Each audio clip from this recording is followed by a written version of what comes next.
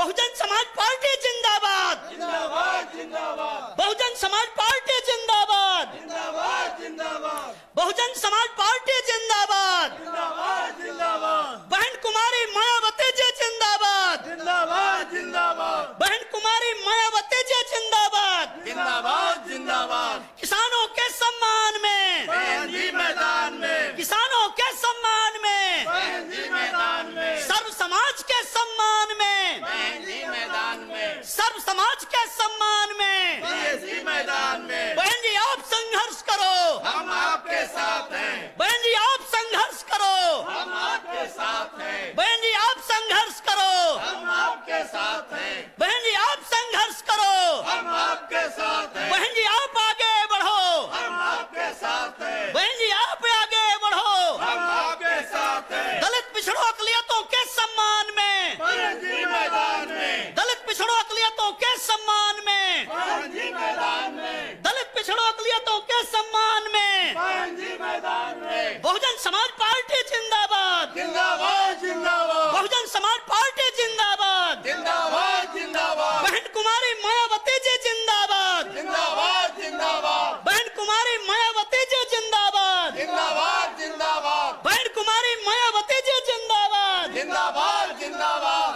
Baba Saheb doctor Ambedkar अमर रहे, अमर रहे अमर रहे, बाबा साहेब डॉक्टर अंबेडकर अमर रहे, अमर रहे अमर रहे, माननीय श्री कांशी राम जी अमर रहे, अमर रहे अमर रहे, बहन जी जिंदाबाद, जिंदाबाद जिंदाबाद, बहुजन समाज पार्टी जिंदाबाद, जिंदाबाद जिंदाबाद, बहन कुमारी मायावती जी जिंदाबाद, जिंदाबाद जिंदाबाद, बहुजन समाज पार्टी जिंदाबाद। जिंदाबाद जिंदाबाद।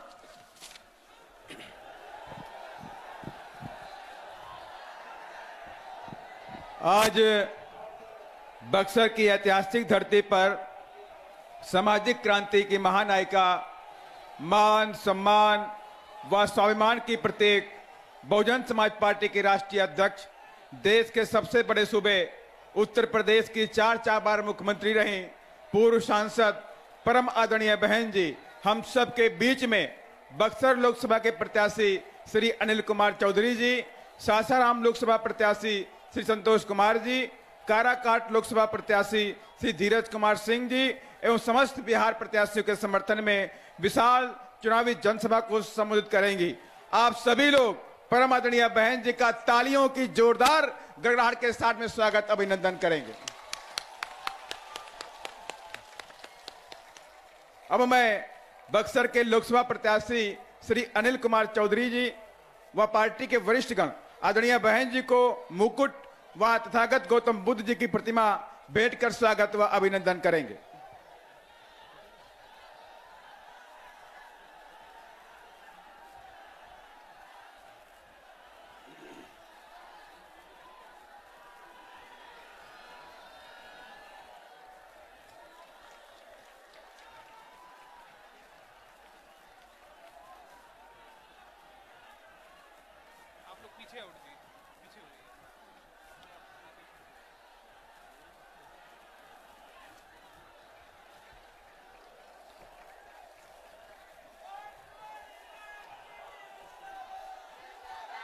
इसी क्रम में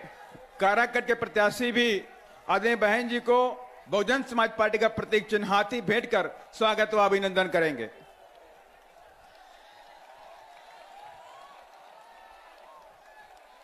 और अब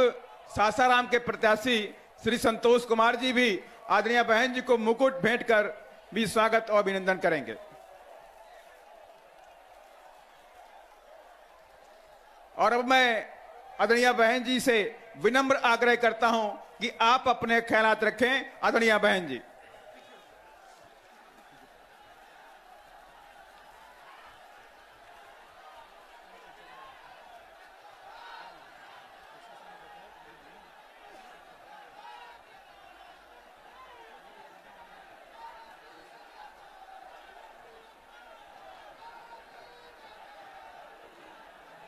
बीएसपी की इस चुनावी जनसभा में आए हुए पार्टी के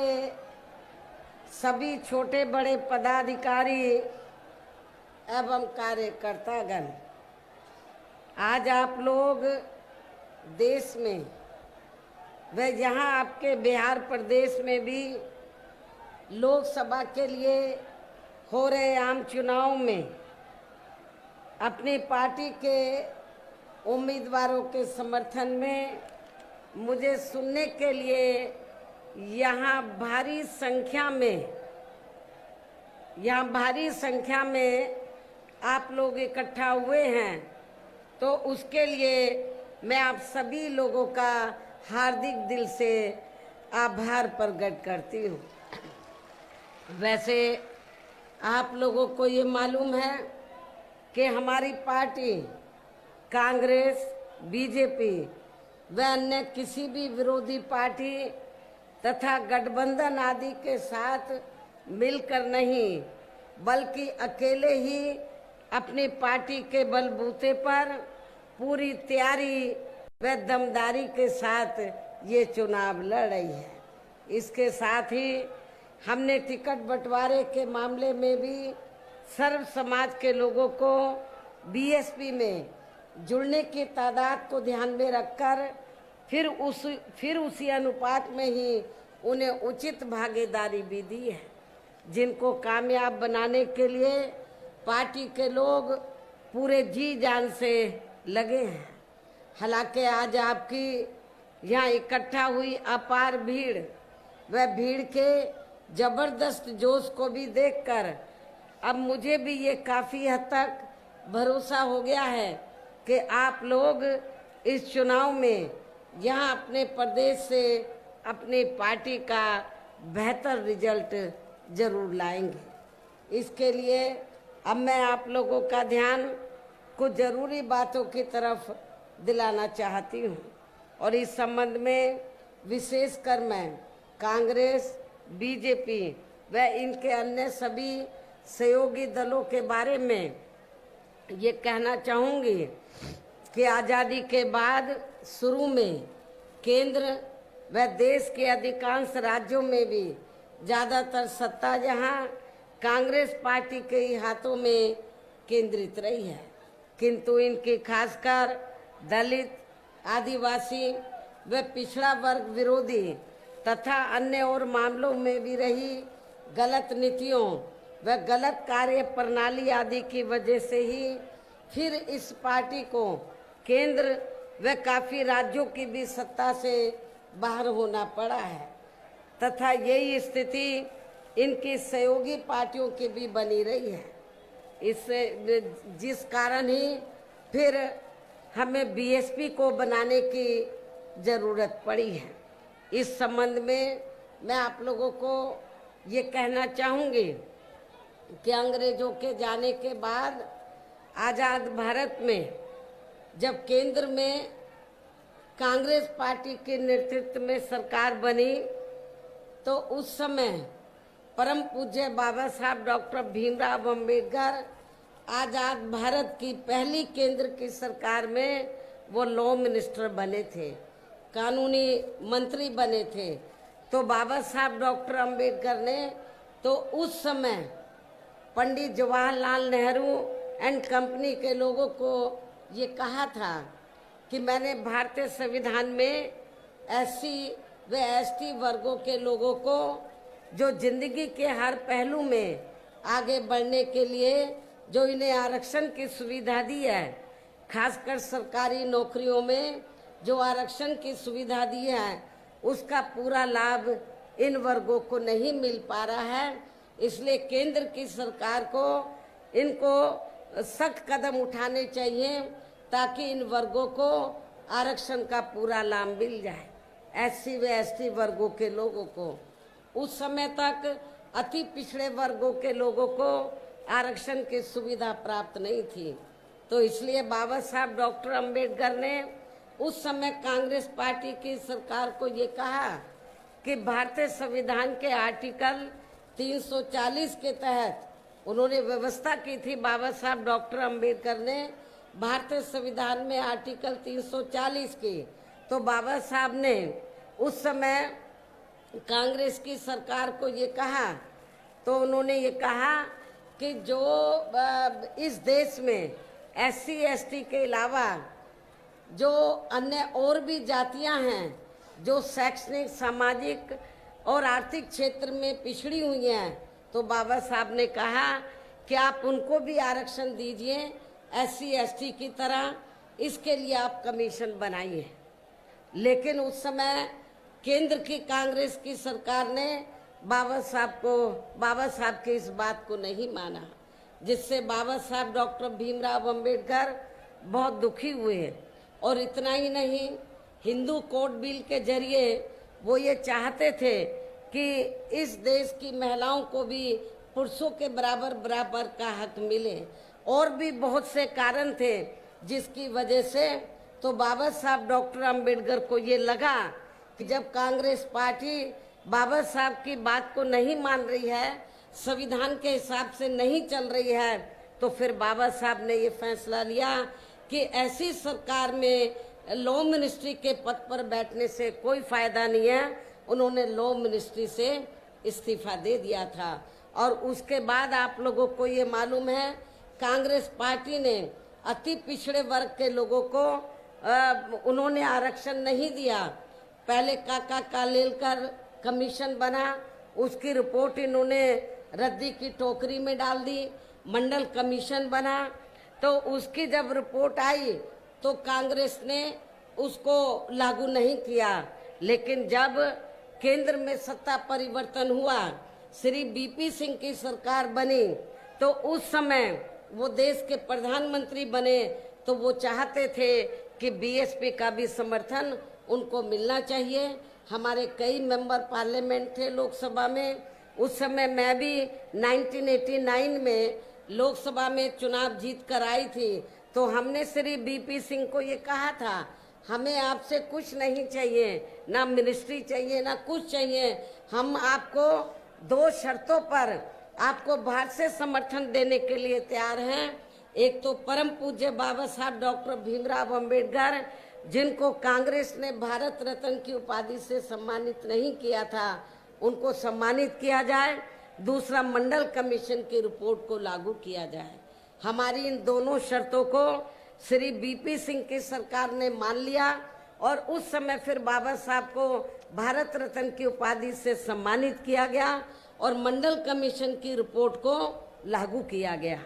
तो इस प्रकार से कहने का तात्पर्य ये है, आज चाहे कांग्रेस है, BJP है, सभी पार्टियां जो दलितों, आदिवासियों के आरक्षण की बात कर रही हैं, पिछड़े वर्ग के आरक्षण की बात कर रही हैं। सही बात तो ये है कि ये सारी की सारी पार्टियां, कांग्रेस, BJP एंड कंपनी के लोग नहीं चाहते हैं कि इन वर्गों के लोगों को भारतीय संविधान के मुताबिक आगे बढ़ने का मौका मिले। ये तो जो थोड़ा घना लाभ मिल रहा है BSP की वजह से मिल रहा है, और यदि BSP नहीं बनती तो अब तक ये रिजर्वेशन भी खत्म कर दिया जाता। BSP के बनने के कारण ये दबाव में आकर थोड़ा घना ये आरक्षण दे रहे हैं। और अब पिछले काफी वर्षों से आपको मालूम है, जब कांग्रेस ने भारतीय संविधान के हिसाब से अपनी जिम्मेवारी को नहीं निभाया, बाबा साहब को लॉ मिनिस्ट्री से इस्तीफा देना पड़ा और फिर हमें BSP बनाने की जरूरत पड़ी। आगे चलकर फिर हमें BSP बनाने की जरूरत पड़ी। और इतना ही नहीं, कांग्रेस की दोगली नीति की वजह से, कथनी और करनी में अंतर होने की वजह से कांग्रेस केंद्र और ज्यादातर राज्यों की सत्ता से बाहर हो गई और अब पिछले काफी वर्षों से BJP एवं इनके सहयोगी दल केंद्र व अधिकांश राज्यों की भी सत्ता में काबिज हो गए हैं। साथ ही इनकी भी, यानी कि BJP की भी ज्यादातर जातिवादी, पूंजीवादी, संकीर्ण, सांप्रदायिक व द्वेषपूर्ण नीतियों एवं कार्य प्रणाली आदि से तथा इनकी कथनी व करनी में भी काफी अंतर होने की वजह से ऐसा लगता है कि इस बार ये पार्टी भी, यानी कि भारतीय जनता पार्टी भी केंद्र की सत्ता में आसानी से वापस आने वाली नहीं है। बशर्ते यदि ये चुनाव इस बार फ्री एंड फेयर होता है तथा आम चर्चा के मुताबिक वोटिंग मशीनों में भी कोई गड़बड़ी आदि नहीं की जाती है। और वैसे भी इस बार चुनाव में इनकी कोई भी पुरानी एवं नई चल रही नाटकबाजी, जुमलेबाजी व गारंटी आदि काम में आने वाली नहीं है, क्योंकि अब देश की जनता काफी हद तक इस बात को समझ चुकी है कि इनकी पार्टी ने अब तक देश के विशेषकर गरीबों, कमजोर तबकों, मध्यम वर्गीय एवं अन्य मेहनत कश लोगों को जो इन्हें अच्छे दिन दिखाने के असंख्य प्रलोभन भरे वायदे किए हैं तथा अनेकों हवाई व कागजी गारंटी आदि भी दी है, तो उनका जमीनी हकीकत में अभी तक भी इन्होंने लगभग 1/4 हिस्सा भी कार्य पूरा नहीं किया है, बल्कि इसके स्थान पर इनका ज्यादातर समय व ताकत भी जहां इनके अपने चहेते रहे बड़े बड़े पूंजीपतियों एवं धन्ना सेठों को ही ज्यादा से ज्यादा मालामाल व धनवान आदि बनाने में तथा इन्हें हर स्तर पर छूट देने व बचाने में ही लगी रही है, जिनके अधिकांश आर्थिक सहयोग से ही ये पार्टी व अन्य पार्टियां भी अपना संगठन चलाती हैं तथा चुनाव आदि भी लड़ाती हैं, जिसका काफी कुछ खुलासा बॉन्ड की आई रिपोर्ट से भी हो जाता है। इस संबंध में वैसे आप लोगों को ये मालूम है कि अभी कुछ दिन पहले माननीय सुप्रीम कोर्ट ने बॉन्ड के बारे में ये खुलासा किया और अखबारों में भी ये खबर छपी कि इस देश में तो कांग्रेस, बीजेपी, अन्य जो और भी विरोधी पार्टियां हैं बीएसपी को छोड़कर, ये जो पार्टियां हैं इन्होंने बॉन्ड के जरिए इस देश के बड़े बड़े पूंजीपतियों व धन्ना सेठों से अपनी पार्टी के संगठन को चलाने के लिए व चुनाव आदि लड़ाने के लिए अरबों खरबों रुपया इन्होंने लिया है। ये माननीय सुप्रीम कोर्ट की रिपोर्ट से ये खुलासा हुआ है। लेकिन आपको जानकर खुशी होगी कि पूरे देश में बहुजन समाज पार्टी ही अकेली एक ऐसी पार्टी है, उस रिपोर्ट से ये खुलासा हुआ कि बहुजन समाज पार्टी ही अकेली एक ऐसी पार्टी है जिसने अपनी पार्टी के संगठन को चलाने के लिए व चुनाव आदि लड़ाने के लिए किसी भी पूंजीपति से एक भी रुपया नहीं लिया है, बल्कि हमारी पार्टी तो हर साल बीएसपी की मेंबरशिप के जरिए व जन्मदिन के मौके पर थोड़ा थोड़ा धन इकट्ठा करके, चुनाव के मौके पर भी कार्यकर्ताओं से थोड़ा थोड़ा धन इकट्ठा करके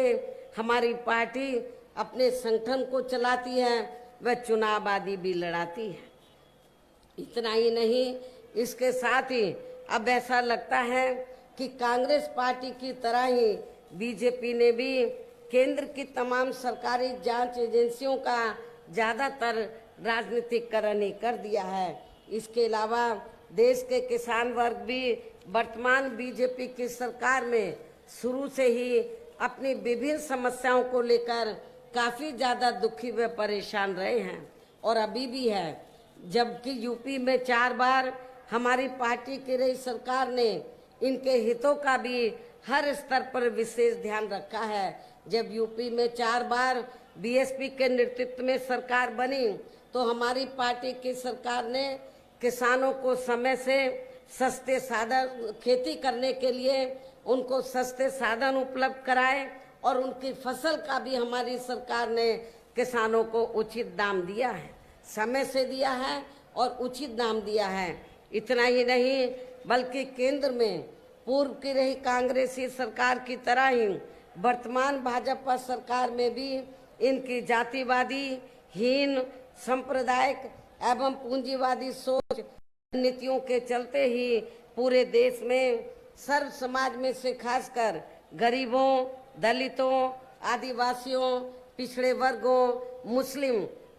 एवं अन्य धार्मिक अल्पसंख्यक समाज के लोगों का भी पूर्ण रूप से विकास व उत्थान आदि नहीं हो सका है। और इस संदर्भ में वैसे आप लोगों को ये मालूम है कि पूरे देश में यहाँ दलितों, आदिवासियों एवं अन्य पिछड़े वर्गों का सरकारी नौकरियों में बरसों से अधूरा पड़ा आरक्षण का कोटा भी अभी तक पूरा नहीं भरा गया है। विशेषकर SC व ST वर्गों के सरकारी कर्मचारियों का पदोन्नति में आरक्षण तो अब काफी हद तक प्रभावहीन ही बना दिया गया है। साथ ही केंद्र व राज्यों में भी विरोधी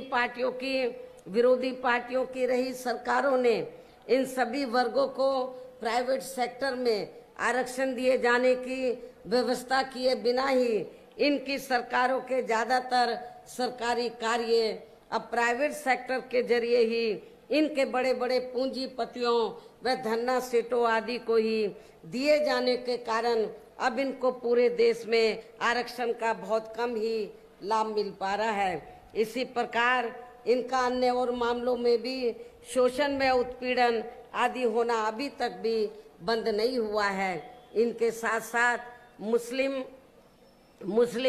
व अन्य धार्मिक अल्पसंख्यक समाज के लोगों की भी हालत हर स्तर पर यह काफी ज्यादा खराब व दयनीय बनी हुई है, जिसका काफी कुछ खुलासा सच्चर कमेटी की रिपोर्ट में भी किया गया है।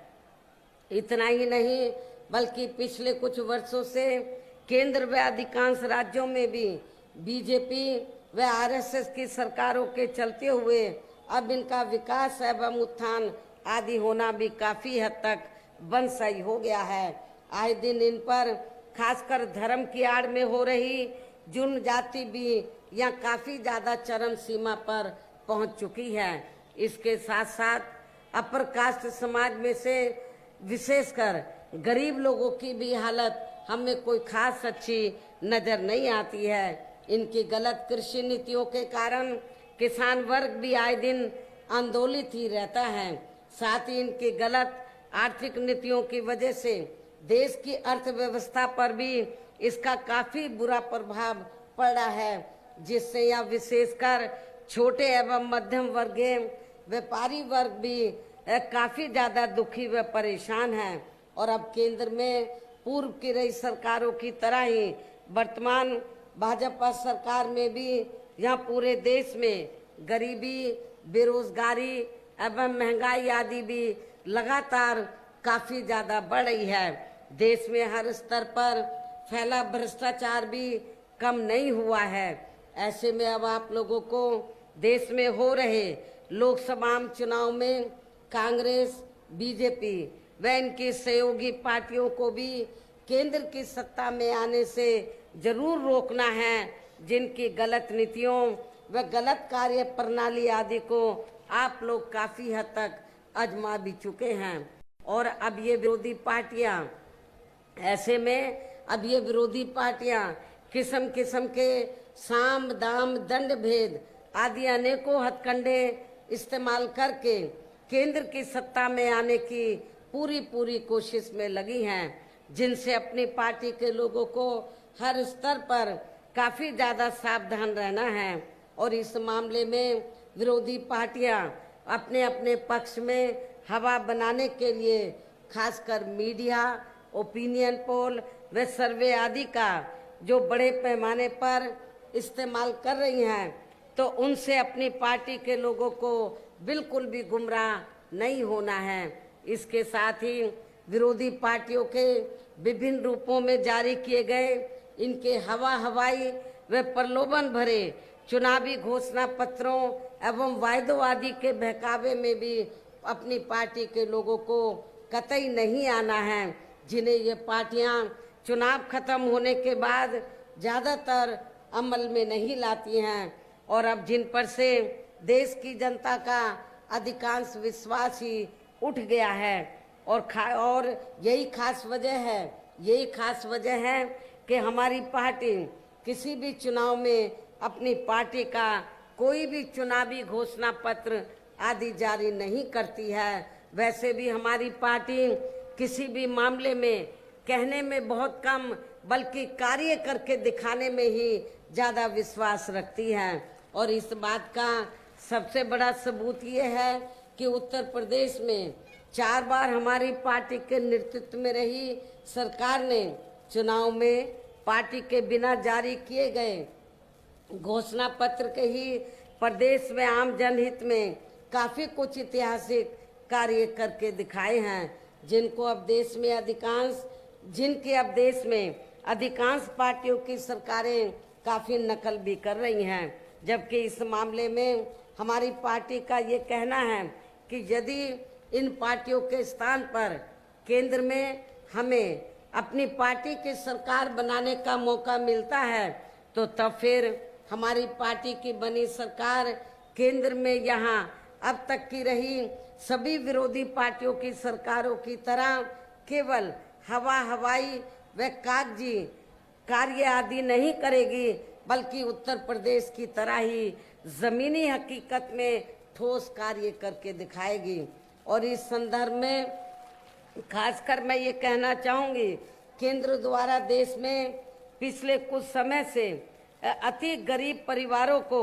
अस्थायी तौर पर फ्री में जो थोड़ी सी खाद्य सामग्री दी जा रही है, तो उससे इनका अस्थायी तौर पर भला होने वाला नहीं है। आप लोगों को ये मालूम है, पिछले कुछ समय से केंद्र की सरकार जो गरीब लोग हैं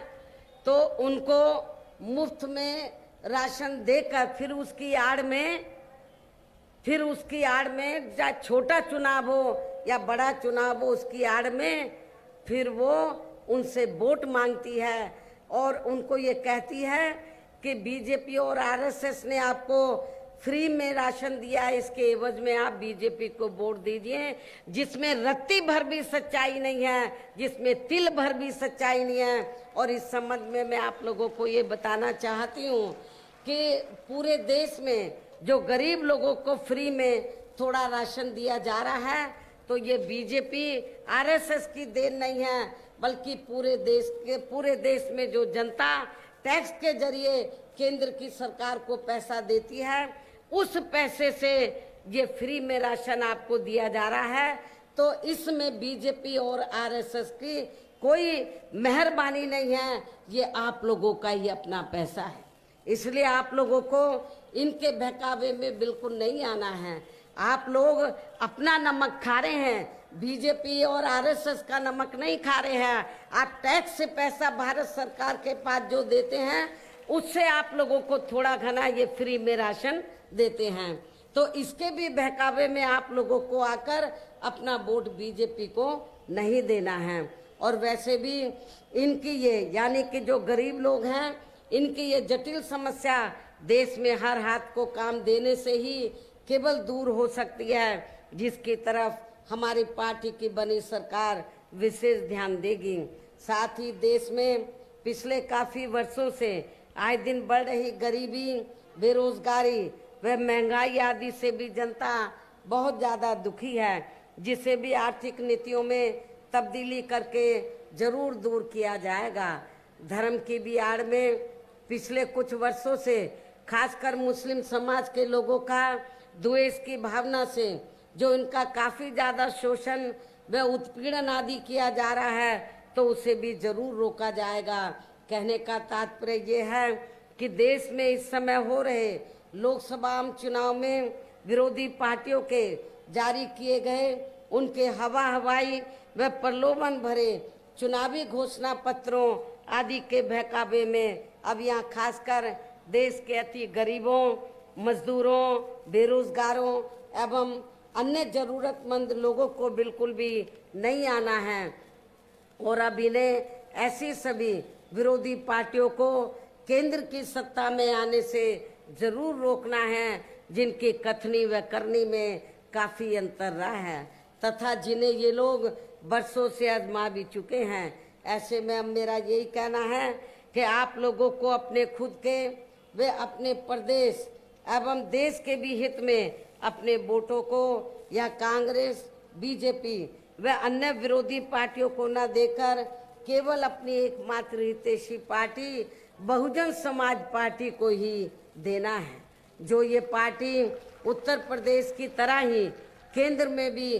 अपनी पार्टी की सरकार बनने पर फिर पूरे देश में यह अपनी पार्टी की सर्वजन हिताय व सर्वजन सुखाय की नीतियों पर आधारित सरकार चलाएगी। इसके साथ साथ केंद्र से जुड़ी आपके क्षेत्र की जो भी यहाँ स्थानीय समस्याएं होंगी तो उन्हें भी फिर दूर करने का हर संभव पूरा प्रयास किया जाएगा। साथ ही यहाँ गरीबों, मजदूरों, बेरोजगारों, कर्मचारियों, किसानों, छोटे व्यापारियों एवं अन्य मेहनतकश लोगों के हितों का भी विशेष ध्यान रखा जाएगा। सर्व समाज में से खासकर दलितों, आदिवासियों, पिछड़े वर्गों, मुस्लिम व अन्य धार्मिक अल्पसंख्यक समाज के लोगों के विकास व उत्थान के साथ साथ हर स्तर पर इनकी सुरक्षा आदि के लिए भी प्रभावी व ठोस कदम उठाए जाएंगे और तभी फिर यहाँ वास्तव में अपने देश के महान संतों, गुरुओं व महापुरुषों में भी विशेषकर महात्मा ज्योतिबा फूले, श्री छत्रपति शाहू जी महाराज, श्री नारायण गुरु, बाबा साहब डॉक्टर भीमराव अंबेडकर एवं मान्यवर श्री कांशीराम जी आदि का अधूरा सपना जरूर साकार हो सकता है, जिनको यूपी में हमारी पार्टी की रही सरकार द्वारा हर स्तर पर पूरा आदर सम्मान दिया गया है। इन्हीं खास बातों के साथ ही अब मेरा पार्टी व मूवमेंट के हित में यही कहना है कि हमारी पार्टी ने आपके बिहार प्रदेश में जिनको भी लोकसभा के लिए चुनाव के मैदान में उतारा है जो और उनमें से कुछ प्रत्याशी यहाँ आपके सामने मंच पर भी मौजूद हैं, तो उन्हें आपको जरूर कामयाब बनाना है, जिसके लिए यहाँ पार्टी के केंद्रीय व स्टेट के कोऑर्डिनेटर तथा स्टेट की पूरी कमेटी व यहाँ के अन्य सभी स्तर के छोटे बड़े पदाधिकारी एवं कार्यकर्तागण आदि पूरे जी जान से लगे हैं। और अब अंत में मेरा यही कहना है कि आप लोगों को वोट पड़ने वाले दिन यहाँ अपनी पार्टी के सभी लोकसभा उम्मीदवारों को आपके इस क्षेत्र के, क्योंकि बक्सर में ये प्रोग्राम हो रहा है, तो आपके इस क्षेत्र के खास तौर से बक्सर लोकसभा की सीट से हमने श्री अनिल कुमार चौधरी को चुनाव के मैदान में उतारा है, जो अति पिछड़े वर्ग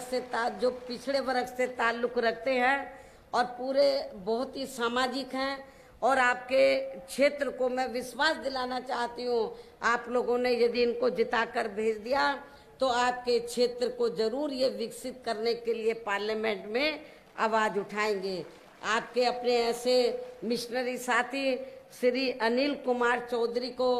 हमने यहाँ बक्सर लोकसभा की सीट से हमने चुनाव के मैदान में उतारा है। इसके साथ ही सासाराम सुरक्षित लोकसभा की सीट है, यहाँ से हमने श्री संतोष कुमार को चुनाव के मैदान में उतारा है। काराकाट लोकसभा की सीट से हमने श्री धीरज कुमार सिंह को हमने अपना प्रत्याशी बनाया है। इस प्रकार से तो आपके ये बक्सर में जो पार्टी की विशाल चुनावी जनसभा हो रही है, रैली हो रही है, ये इसमें खास तौर से हमारे 3 लोकसभा के जनता इधर आई है, बक्सर की ज़्यादा जनता इधर है। तो मेरी आप लोगों से पुरजोर अपील है कि आप लोग बहुजन समाज पार्टी के इन सभी प्रत्याशियों को बीएसपी का जो चुनाव चिन्ह हाथी है, हाथी चुनाव चिन्ह के सामने वाले बटन को दबाकर इनको भारी वोटों के अंतर से जरूर कामयाब बनाना है, इनको पार्लियामेंट में जिताकर जरूर भेजना है। इस खास अपील के साथ ही अब मैं अपनी बात यही समाप्त करती हूँ। जय भीम, जय भारत।